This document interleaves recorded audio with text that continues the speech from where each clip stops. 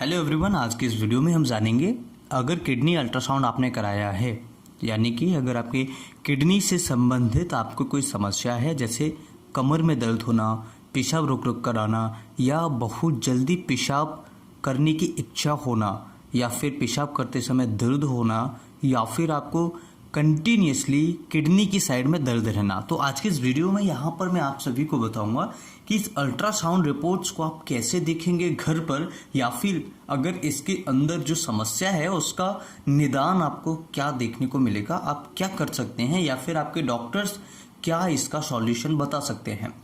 सो यहाँ पर ultrasound report हमारे पास है और इस अल्ट्रासाउंड रिपोर्ट्स में आपका लिवर आता है, लिवर का जांच हो जाता है, गॉल ब्लैडर का जांच हो जाता है, पैनक्रियाज का जांच हो जाता है, right kidney, left kidney, spleen है और यूरिनरी ब्लैडर है और प्रोस्टेट है।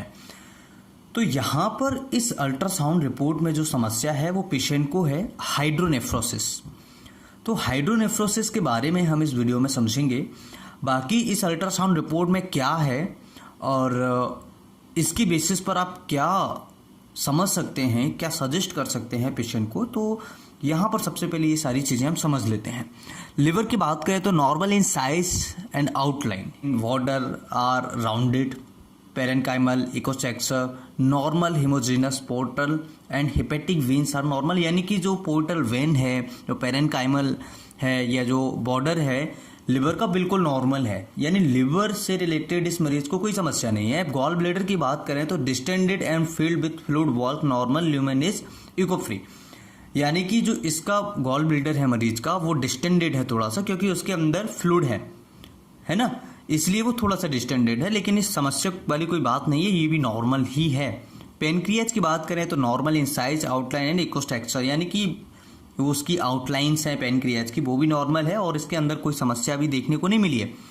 अगर आगे बात करें राइट किडनी के बारे में तो normal in size, shape and position, parenchymal echo texture and cortical thickness are normal, pelvicalyceal system are well maintain, यानी कि जो पेल्विकल है हमारा पेल्विकल सिस्टम है और जो कॉर्टिकल थिकनेस है, जो पेरेन्काइमल की और पेरेन्काइमल जो किडनी का शेप है या साइज है वो बिल्कुल नॉर्मल है और पोजीशन भी राइट किडनी का नॉर्मल है। लेफ्ट किडनी की बात करते हैं, mildly enlarge in size, shape and position normal, parenchymal echo texture and cortical thickness is normal, dilatation of renal pelvis and upper ureter seen left side. अब यहाँ पर हमें थोड़ी सी प्रॉब्लम देखने को मिलेगी। अब यहाँ पर क्या प्रॉब्लम है इसे समझना बहुत ज़्यादा ज़रूरी है। लेफ्ट किडनी के अंदर हमने राइट किडनी को समझा तो ये बिल्कुल नॉर्मल है, लेकिन लेफ्ट किडनी में थोड़ी सी प्रॉब्लम है। माइल्डली एनलार्ज इन साइज, यानी कि जो उसका साइज है उससे थोड़ा सा साइज बड़ा हुआ है, इसे हम कहते हैं एनलार्जमेंट। ओके, इसके बाद में शेप एंड पोजीशन नॉर्मल है, यानी कि जो उसका शेप है और उसकी जो पोजीशन है नॉर्मल है।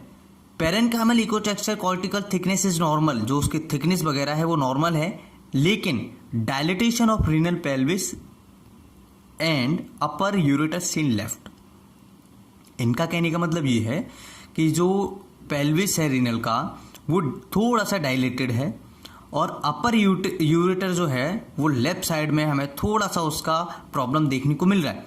तो यहाँ पर स्प्लीन की अगर बात करें आगे तो नॉर्मल इन साइज, ओके, ये बिल्कुल नॉर्मल है। यूरिनरी ब्लैडर की अगर हम बात करें तो यहाँ पर distended and filled with fluid walls normal, hyperechoic foci seen in left mid ureter size approx 7 mm। अब यहाँ पर एक चीज़ में हमें कंफ्यूजन में डाल दिया है कि यहाँ पर किडनी में जो स्टोन है उसको क्लियर नहीं किया है। आप समझ रहे हैं, अगर किडनी में, लेफ्ट किडनी में स्पेशली अगर हम बात करें, स्पेशली यूरेटर की बात करें, तो यहाँ पर इन्होंने प्रॉपर तरीके से किडनी स्टोन को शो नहीं किया है। अब इसके लिए हमें कुछ और इन्वेस्टिगेशन करानी पड़ेंगी, जैसे कि एक्सरे है।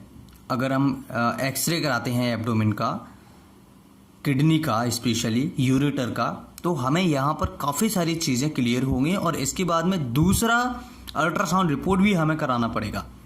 ओके, जिससे हमें वास्तव में क्लियर पता लगे कि वास्तव में पेशेंट को किडनी में स्पेशली लेफ्ट किडनी और यूरेटर में स्टोन है या नहीं है। तो कंफर्मेशन के लिए हमें फिर से रिपीट इन्वेस्टिगेशन करानी होगी। प्रोस्टेट की बात करें, normal in size and echo texture, बिल्कुल नॉर्मल है। इस प्रोस्टेट जो है बिल्कुल नॉर्मल है, कोई समस्या नहीं है। अब यहाँ पर आते हैं सोनोग्राफिकल इम्प्रेशन में। तो यहाँ पर जो परेशानी है मरीज को, ये है hydronephrosis left kidney with ureteric calculus. इसका मतलब ये है कि हाइड्रोनेफ्रोसिस का मतलब ये होता है कि जब हमारी किडनी में पेशाब किसी न किसी कारण की वजह से रुकना स्टार्ट हो जाता है, यानी वहाँ पर इकट्ठा होना स्टार्ट हो जाता है, स्टोर होना स्टार्ट हो जाता है, तो ऐसी कंडीशन में वहाँ पर जो उसका साइज होता है वो बढ़ता हुआ चला जाता है और उसमें उसकी वजह से सूजन आ जाती है। ये होता है हाइड्रोनेफ्रोसिस।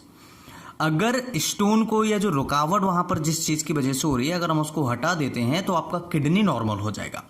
यहाँ पर क्या दे रहे हैं, विथ यूरेट्रिक कैलकुलस, यानी कि जो यूरेटर है हमारा, वहाँ पर हमें कैलकुलस देखने को मिल रहा है, लेकिन इसे कंफर्म कराने के लिए हमें KUV कराना पड़ेगा। KUV यानी कि किडनी अल्ट्रासाउंड एंड ब्लैडर का, किडनी और यूरेटर का ब्लैडर का अल्ट्रासाउंड होता है, एक्सरे होता है, वो हमें कराना पड़ेगा। उसके बाद ही हमें इसमें सारी चीज़ों का कंफर्मेशन होगा। तो हाइड्रोनेफ्रोसिस क्या है, इसके सिम्टम्स क्या क्या होते हैं हाइड्रोनेफ्रोसिस के, जैसे कि मरीज को लगातार कमर में दर्द रहना, या फिर उसको कभी कभार बुखार आ जाना, पेशाब करते समय दर्द होना, पेशाब बार बार आना, पेशाब बार बार जाने की इच्छा होना, अर्जेंसी होना, पेशाब नहीं रुक पाता बिल्कुल भी, इस तरह के सिम्टम्स देखने को मिलेंगे।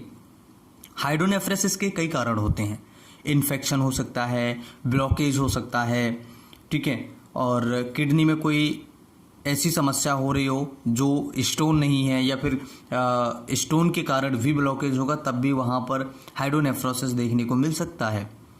तो ये 3-4 कारण हैं। या फिर क्लॉट, अगर क्लॉट हो रहा होगा, ब्लड का क्लॉट अगर हो रहा है, तो वहाँ पर इसके कारण भी हाइड्रोनेफ्रोसिस देखने को मिल सकता है। तो ये कुछ कॉमन रीज़न है और कॉमन कारण हैं हाइड्रोनेफ्रोसिस के। तो यहाँ पर हमें डरने की किसी भी प्रकार से ज़रूरत नहीं है हाइड्रोनेफ्रोसिस में। हाइड्रोनेफ्रोसिस यानी कि किडनी के अंदर जो फ्लूइड है वो इकट्ठा होता जा रहा है, या जो हमारा पेशाब है वो इकट्ठा होता जा रहा है, वो नीचे नहीं आ पा रहा है। या फिर कई बार क्या होता है कि जो ब्लैडर होता है उसमें प्रोस्टेट का साइज बढ़ जाता है।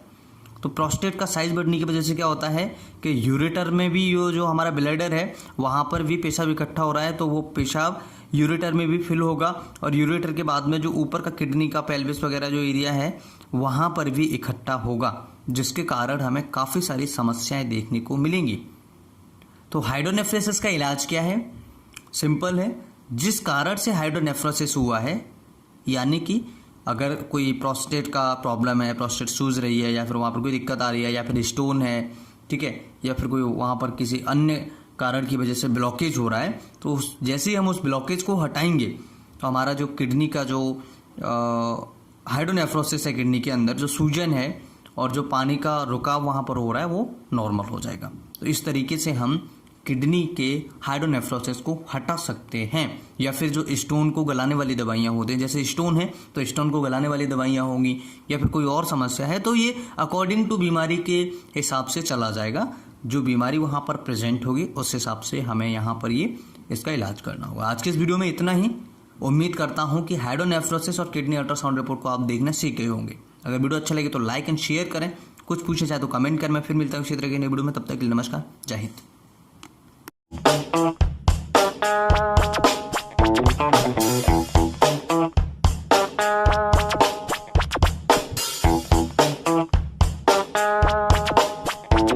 Thank you.